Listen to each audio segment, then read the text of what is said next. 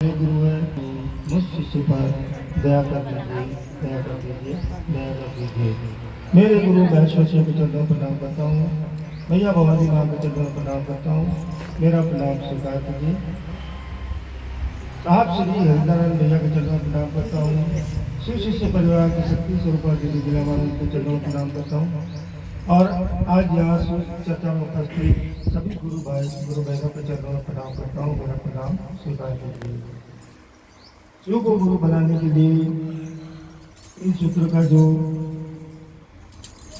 हम लोग को भैया दीदी के द्वारा तीन सूत्र जो मिला, वो हम जब भी मेरे को बोलने का मौका मिलता है तो हमेशा ये बात बोलता है कि तीन सूत्र इतना सरल हिंदी में, सामान्य हिंदी में कि हर कोई इसको आराम से याद भी कर सकता है, बोल भी सकता है।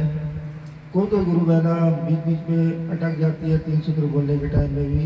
इसीलिए जब कोई बोलता है तो आप लोग ध्यान से सुनिए। जो पढ़ना जानता है, तीन सूत्र का हम लोग के पास कार्ड भी है, कार्ड में भी देख के पढ़ सकते हैं।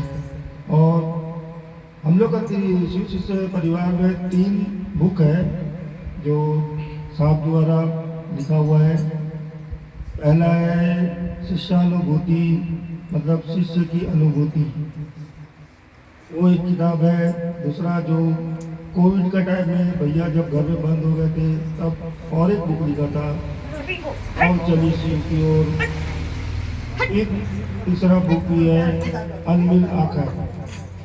अगर जो गुरु बहना गुरु भाई के पास ये किताब नहीं है तो हमें से जिसके पास भी है ले करके उसे कृपया थोड़ा पढ़ने का कोशिश कीजिए।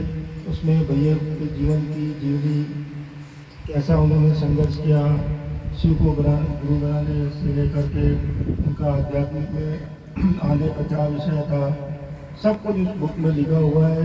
और जिनका पास फ़ोन है तो फ़ोन में भी हरिंदर भैया का नाम लेकर के अगर आप बोलोगे तो हरिंदर भैया की हर चीज़ इसमें आ जाती है। तो 3 सूत्र ये हम लोग को भैया से शिव गुरु से जुड़ने का एक माध्यम है। 3 सूत्र में क्या है देखिए, जैसा पहला सूत्र है दया मांगना। इसमें मन का खेला है, आवाज़ ये सब कोई निकालने की कोई आवश्यकता नहीं है। बस आपको मन ही मन बोलना है, हे शिव आप मेरे गुरु हैं, मैं आपका शिष्य हूँ, मुझ शिष्य पर दया नहीं कीजिएगा महादेव। ये सिंपल सा बात है। और दया मांगने का कोई एक समय ऐसा नहीं बताया कि आप कौन सा समय मांगोगे। जब आपको दिल होता हो, रात को बिस्तर में सोने से पहले, सुबह बिस्तर में उठने के बाद, और जब आप कहीं काम में जाते हैं थोड़ा भी समय मिलता है तो भगवान शिव को, अपने गुरु को अपनी स्मृति में ला करके दया मांगना, हे शिव आप मेरे गुरु, मैं आपका शिष्य हूँ, मुझ शिष्य पर दया कर दीजिए। ये पहला सूत्र है दया मांगना। जहाँ भी जब भी आपको मौका मिले दया आप मांगते रहिए। काम करते समय, खेलते समय, नहाते समय, किसी भी समय मांग सकते हैं। ये पहला सूत्र है दया मांगना। दूसरा है चर्चा करना। चर्चा करना मतलब एक गप मारना, गप लड़ाते जैसा ना, आप लोग कहीं कहीं गप मारना कहते हैं। मतलब आप शिव को गुरु बना लिए हैं तो सामने वाला से बात करके उनको भी शिव गुरु का बारे में बताइए। और उन पर इतना प्रेशर मत डालिए सामने वाला कि अगर वो जब तक अपना मन से ना कहे कि हाँ हमने शिव को गुरु मान लिया है और हम अपना नाम का घोषणा करवाना चाहते हैं, हम शिव का शिष्य बनना चाहते हैं, बस अगर वो एक बार बोलता है आप उनका नाम का घोषणा खुद करके उनको शिव गुरु का शिष्य में जोड़ सकते हैं।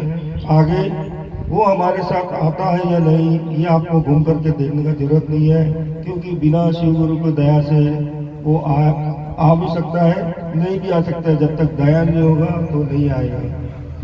तो ये दूसरा सूत्र जो है चर्चा करना, ये मतलब अंदर भैया दीदी नीलामानंद का एक संकल्प है कि संसार भर के जन जन को शिव का शिष्य बनाना।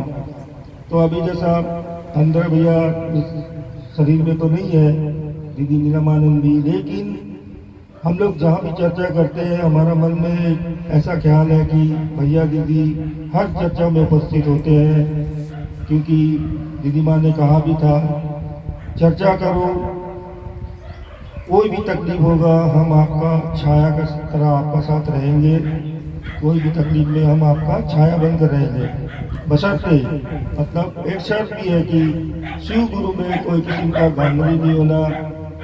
जैसा कि हम सभी जानते हैं, हम लोग ना हर किसी को बताते हैं शिव चर्चा में कुछ नहीं है खर्चा, लेकिन शिव चर्चा में कुछ नहीं खर्चा। इसका एक बार जो गुरुआमा कुछ देर पहले बताई थी कि हम लोग जो प्रसाद वगैरह जो रखते हैं, भैया ने जो बोला था कि वो शिव गुरु शरीर में तो है ही नहीं, वो प्रसाद वगैरह ये सब कुछ खाने होने का भी नहीं है। और जैसा हमारा शिव शिष्य परिवार में एक और बात भी है कि हम शिव को अपना गुरु मानते हैं, अपना यानी कि आपका शिव आपका गुरु, मेरा शिव मेरा गुरु। हर एक जन जन का शिव अपना है। जैसा मेरा बेटा, मेरा बेटी, मेरा पत्नी, उसी तरह मेरा शिव। तो अगर आपसे कोई पूछेगा कि आपके परिवार में कितने जन हैं, तो जैसा आपका परिवार में एक बेटा बेटी आप 4 हो गए, लेकिन आपको क्या बोलना है, हम लोग 5 जन हैं। पहला शिव गुरु, फिर मैं, मेरी पत्नी, बेटा बेटी, इस तरह उनको अपना परिवार में जोड़ना है शिव गुरु को। तो यही है, दूसरा सूत्र में आप लोग चर्चा करके एक दूसरे को बताना समझाना, और समझ जाने के बाद वो अपना मन से कहे कि हाँ मुझे भी शिव का शिष्य बनना है, तो आप उनका नाम पर घोषणा करके आगे बढ़िए। ये दूसरा सूत्र है। अच्छा, तीसरा सूत्र में हम हमेशा हर किसी को ये बात बोलते हुए सुनता है कि नमः शिवाय में 108 माला से नमः शिवाय करके बस उसका बाद बात को ख़त्म कर देते हैं।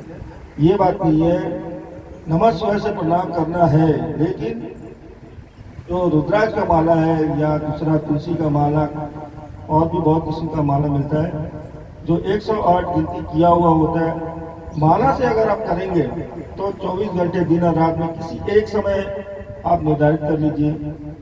बस एक समय आप 108 माला गिनती करने जो अपने हाथ में रख करके नमस्कार करेंगे, वो माला का स्टार्टिंग घूम करके वापस वही जगह आएगा, तो आपका 108 पूरा हो जाएगा।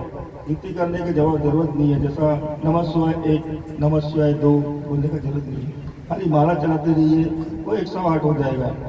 ये जिसका पास है उसके लिए है। और माला से खत्म करने के बाद भी आप जैसा भैया बताते हैं टुकड़ा टुकड़ा में नमः शिवाय, तो आप जीवन करना है आपको, जब तक आपका जीवन है नमः शिवाय से अपने गुरु को प्रणाम करना है। नमः शिवाय का जो सांसों के द्वारा करते हैं वही एकदम सच में वो सबसे अच्छा नमः शिवाय, जिसको हम आजपा जप कहते हैं, अपने आप सांसों के द्वारा आना जाना। और सांस में भी क्या है कि आपका जो नॉर्मल सांस है, जैसा जो सांस चलता है, जैसा अभी एक दिन